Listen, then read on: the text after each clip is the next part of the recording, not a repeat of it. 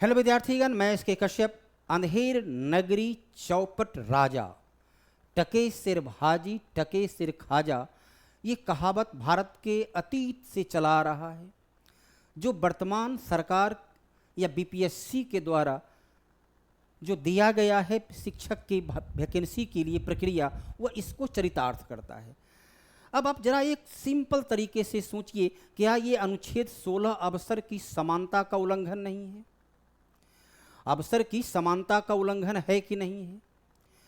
दूसरा, इस बात को गौर कीजिए कि यहाँ पर एग्जामिनेशन पीआरटी टीजीटी में 6 to 8, 9, 10 और 11, 12 पीजीटी, अर्थात मोटे तौर पर 3 या 4 कैटेगरी में है, जिसकी एक की डिग्री है 11, दूसरा का डिग्री है ग्रेजुएशन, तीसरा का डिग्री है एमए, और तीनों के लिए एक सवाल पीटी का वो 150 नंबर, किस बेस पर वो आता है? ना इसका कोई पे स्ट्रक्चर है, पे स्केल है, और फिर भी इस प्रकार का, अब जहां समान अवस्था में 150 नंबर का जब लेते हैं कमीशन का एग्जाम ग्रेजुएट लेवल के लिए गस्टेड रैंक का, तो उसमें स्वेच्छा से विषय चुनना होता है। यहाँ विषय स्वेच्छा से नहीं चुन सकते हैं, विषय आपको फिक्स है, लेकिन एक पीटी का एग्जाम सबको एक समान रूप से देना है, औचित्य विहीन। तो ये जो स्थिति है, इसलिए यहाँ पर विद्यार्थी के लिए सबसे सुगम है कि वो न्यायिक मार्ग पकड़ें। वैधानिक प्रक्रिया से ये अनलीगल तरीके से तैयार किया गया, जल्दबाजी में तैयार किया गया नीति को आप लागू करवाने से रोक सकते हैं। ये आपकी यूनिटी, तो धरना की जगह पर आप चंदा करके न्यायिक प्रक्रिया से जुड़ें, वो जहाँ तक मुझे लगता है कि ज़्यादा लाभदायक होगा।